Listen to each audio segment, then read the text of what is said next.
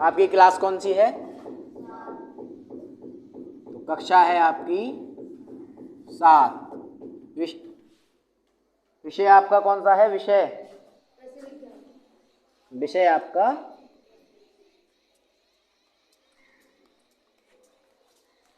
है आपका कृषि विज्ञान। विषय कौन सा है आपका? कृषि विज्ञान। तो जो भी मैं इस ब्लैक बोर्ड पर लिख रहा हूं वो सब आप लिखते जाएंगे। विषय क्या है? कृषि विज्ञान। और पाठ कौन सा है आपका? पाठ या इकाई या अध्याय कौन सा है? 8। और पाठ का नाम है आपका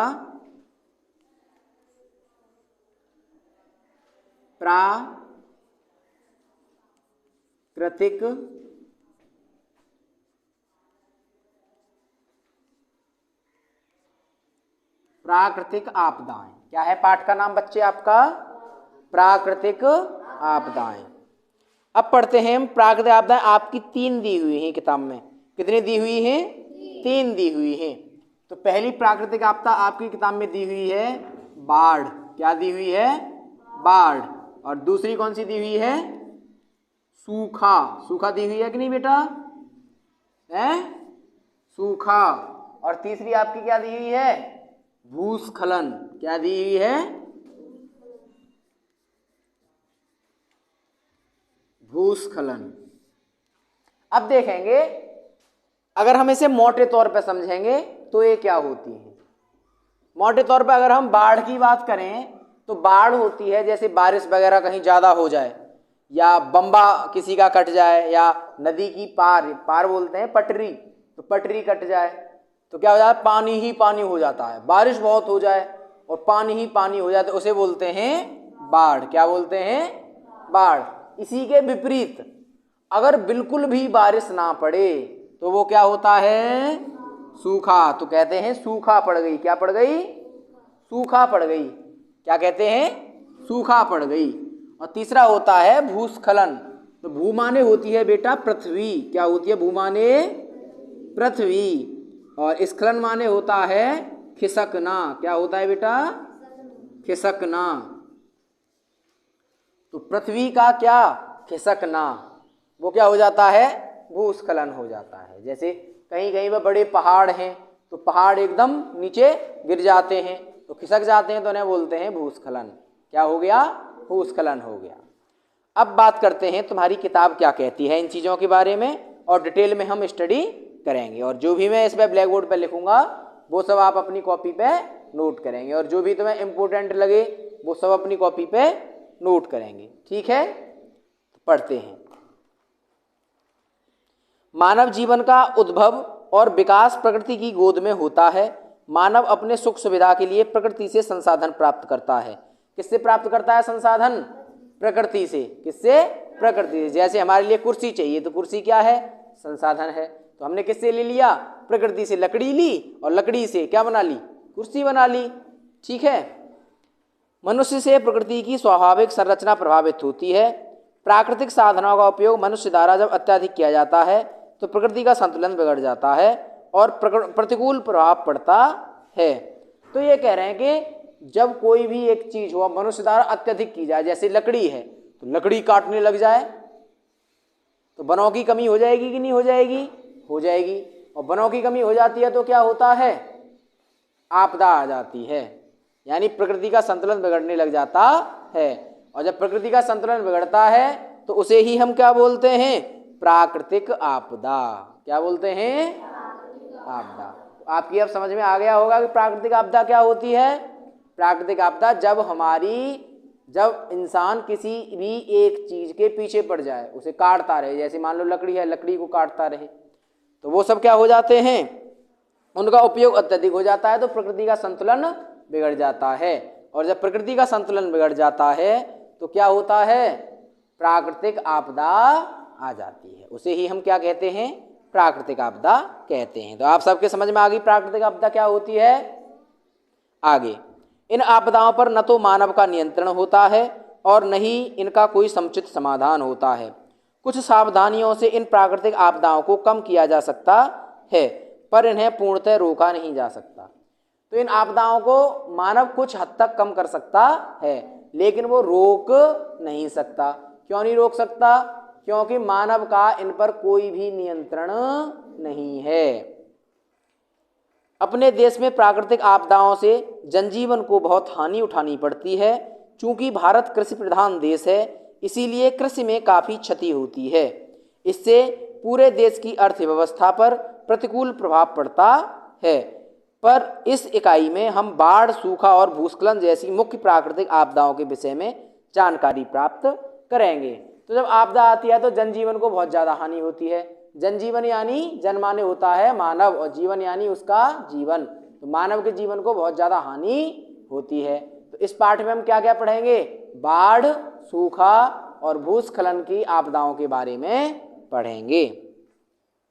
बाढ़, सबसे पहले हम इसमें बाढ़ के बारे में डिटेल स्टडी करेंगे। किसके बारे में पढ़ेंगे? सबसे पहले बच्चे बाढ़ के बारे में पढ़ेंगे। तो बाकी मैं नीचे की दोनों मिटा देता हूं। तो सबसे पहले हम किस टॉपिक पे बात करेंगे? बाढ़ के टॉपिक पे। बाढ़ क्या होती है? अब मैंने बता तो दिया है बाढ़ क्या होती है। जब अत्यधिक बारिश हो जाए, पानी भर जाता है, तो उसे बाढ़ कह देते हैं। अब देखते हैं तुम्हारी किताब क्या कहती है।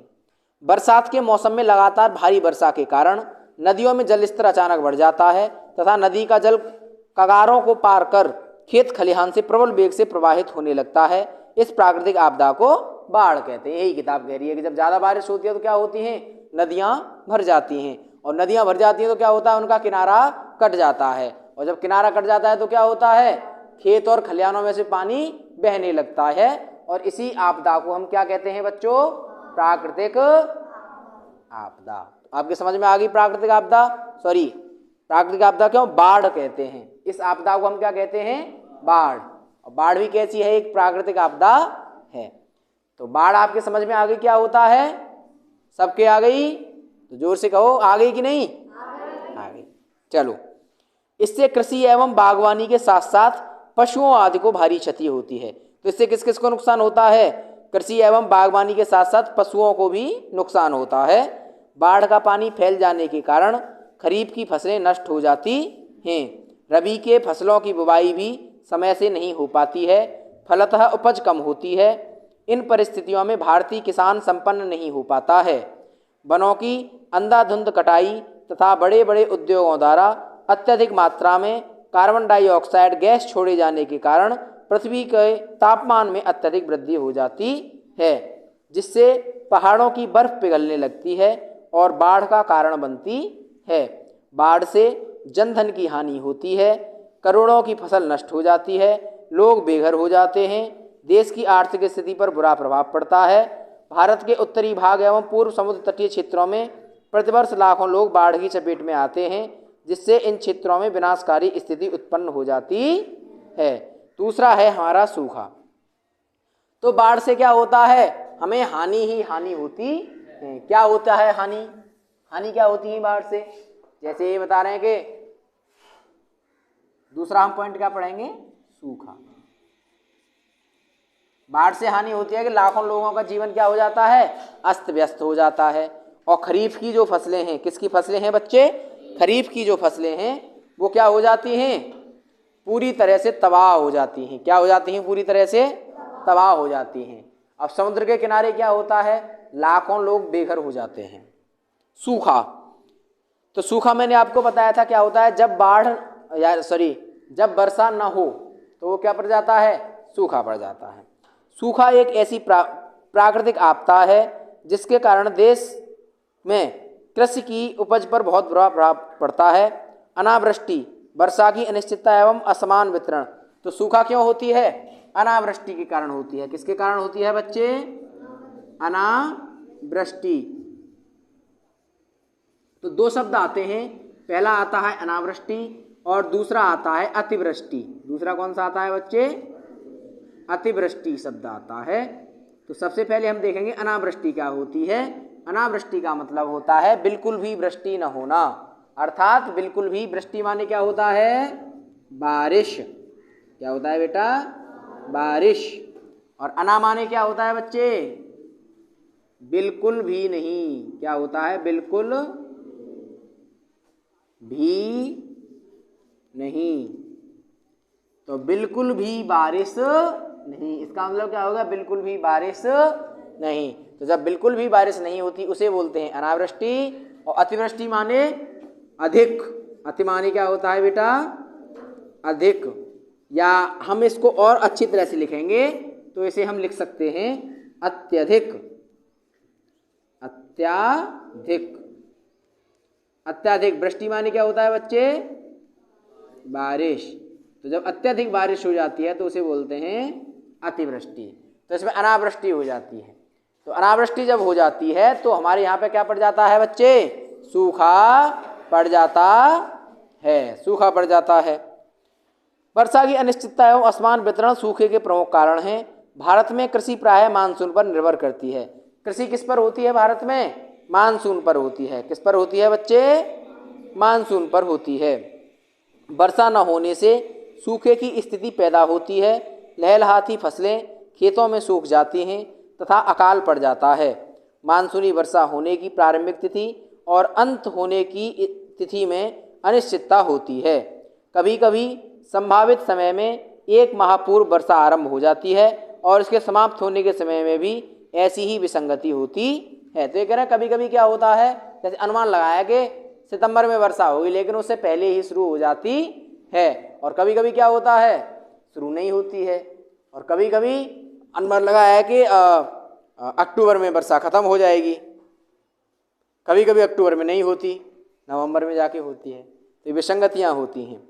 कभी वर्षा का आरंभ और अंत समय से होता है परंतु बीच में काफ़ी अंतर आ जाने से मनुष्य, पशु, पक्षी और वनस्पतियाँ दुष्प्रभावित होती हैं। यही कारण है कि कृषकों को खरीफ की फसल का समुचित लाभ नहीं मिलता है। तो खरीफ की फसलें वे फसलें होती हैं जो बारिश में की जाती हैं। तो यही कारण क्या है कि कृषकों यानी किसानों को फसलों का समुचित लाभ नहीं मिलता है। जाड़े के मौसम में वर्षा से गेहूं व अन्य फसलों में अच्छी वृद्धि होती है। ये कह रहे हैं कि अगर जाड़े के मौसम में बारिश हो जाए, किसके मौसम में बारिश हो जाए बच्चे? जाड़े के मौसम में, तो क्या होता है? तो गेहूं की जो उपज है वो बहुत अच्छी होती है। वर्षा न होने पर असिंचित क्षेत्रों में फसलें दुष्प्रभावित होती हैं और उपज घट जाती है। और कुछ क्षेत्रों में अगर वर्षा न हो क्या होता है? फसलें दुष्प्रभावित यानी फसलें बेकार हो जाती हैं। और फसलों को पानी नहीं मिलेगा तो वो तो बेकार हो ही जाएंगी। और क्या होता है? और उपज और कम पैदावार होती है। जैसे पहले मान लो 10 मन बीघा का गेहूँ हुआ तो अब कितने का होगा? 6 मन बीघा, 7 मन बीघा का होगा। उपज क्या हो गई उनकी? घट गई। पैदावार क्या हो गई बच्चे? घट गई। कृषक को लाभ नहीं होता है जिससे कृषि को वह एक व्यवसाय के रूप में नहीं कर पाता और केवल जीवन यापन की एक प्रणाली के रूप में स्वीकार करता है। कभी कभी अत्यधिक हानि होने पर कृषकों द्वारा निराश होकर आत्महत्या करने के उदाहरण सामने आए हैं। और जब ज़्यादा हानि हो जाती है तो क्या होता है? कृषक आत्महत्या करके मर जाते हैं। आत्मा यानी फांसी लगा के, जहर खा के। आत्मा ने स्वयं अपने आप खुद की हत्या करना क्या कहलाता है? आत्महत्या। तो आत्महत्या समझेंगे शब्द तो क्या है? आत्महत्या यानी स्वयं की हत्या या स्वयं से हत्या। अपने आप खुद हत्या कर लेते हैं तो वो होती है आत्महत्या।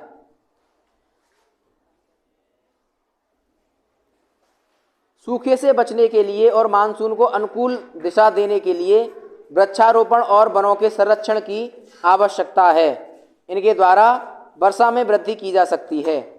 वर्षा के जल को तालाबों, झीलों और बांधों द्वारा एकत्र करने से भी कुछ हद तक सूखे से भी सुरक्षा की जा सकती है। तो ये कहना है कि अगर इनसे बचना है, क्या करना है? बचना है तो क्या करेंगे हम? तो तालाब वगैरह बना लेंगे और उनसे क्या कर लेंगे? सूखे से बचा जाता है। अब नंबर तीसरा क्या है? भूस्खलन। तीसरा किसके बारे में बात करेंगे? भूस्खलन के बारे में। किसके बारे में बात करेंगे? भूस्खलन के बारे में बात करेंगे। किसके बारे में बात करेंगे? भूस्खलन के बारे में। आगे भूस्खलन के अंतर्गत बड़ी बड़ी चट्टानें टूटकर निचले ढाल के सहारे गिरती हैं। तो भूस्खलन में क्या बता रहे हैं? ये बड़ी बड़ी चट्टानें क्या होती हैं? टूट जाती हैं और निचले सहारे यानी नीचे गिर जाती हैं। कहाँ गिर जाती हैं? नीचे गिर जाती हैं।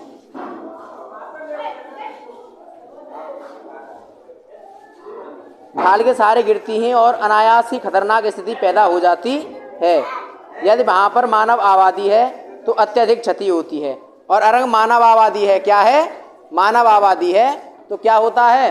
वहाँ पर अत्यधिक क्षति यानी बहुत ज़्यादा क्षति हो जाती है, क्योंकि भूस्खलन में एक साथ चट्टानों का बड़ा भाग टूटकर गिरने लगता है। भूस्खलन में अनेक कारण और दशाएं एक साथ कार्य करती हैं। ढाल का स्वभाव, जल रिसाव, भूकंपन और चट्टानों की संरचना में विभिन्न परतों की स्थिति आदि अनेक कारण भूस्खलन के लिए उत्तरदायी हैं। कभी कभी चट्टानों का निचला आधार खत्म हो जाता है तो ऊपरी चट्टानें का ध्वस्त होकर गिरना आवश्यक हो जाता है। कभी कभी कोयले आदि की खानों से इतनी अधिक मात्रा में खनिज पदार्थों को निकाल लिया जाता है, उनका आधार समाप्त हो जाता है और वह धंसने लगती हैं। वर्षा या बाढ़ आने पर बड़ी बड़ी नदियों के किनारे भारी मात्रा में कटाव हो जाता है तथा भूस्खलन होता है। भूस्खलन और बाढ़ के कारण अलकनंदा नदी में सन 1971 व 1979 के बीच हजारों मनुष्यों व पशुओं की मृत्यु हुई थी तथा वन संपदा का विनाश हुआ। उत्तरांचल विशेष रूप से भूस्खलन प्रभावित क्षेत्र है। यही कारण है कि वर्षा ऋतु में बद्रीनाथ व केदारनाथ की यात्रा बाधित हो जाती है। क्या होता है? वर्षा ऋतु में बद्रीनाथ और केदारनाथ की यात्रा नहीं होती है तथा इस क्षेत्र में भूस्खलन से जनधन की अपार हानि होती है। भारतवर्ष में राजस्थान, गुजरात, महाराष्ट्र और आंध्र प्रदेश विशेष रूप से प्राकृतिक आपदा से दुष्प्रभावित क्षेत्र हैं। इन राज्यों की कृषि संपदा और ग्रामीण अर्थव्यवस्था दिनों दिन दयनीय होती जा रही है। तो समुद्र के किनारे जो हैं उनकी दशा क्या होती जा रही है? दयनीय स्थिति में होती जा रही है। आगे ये कह रहे हैं प्राकृतिक आपदाओं से सुरक्षा के उपाय। क्या पढ़ेंगे आगे? प्राकृतिक आपदाओं से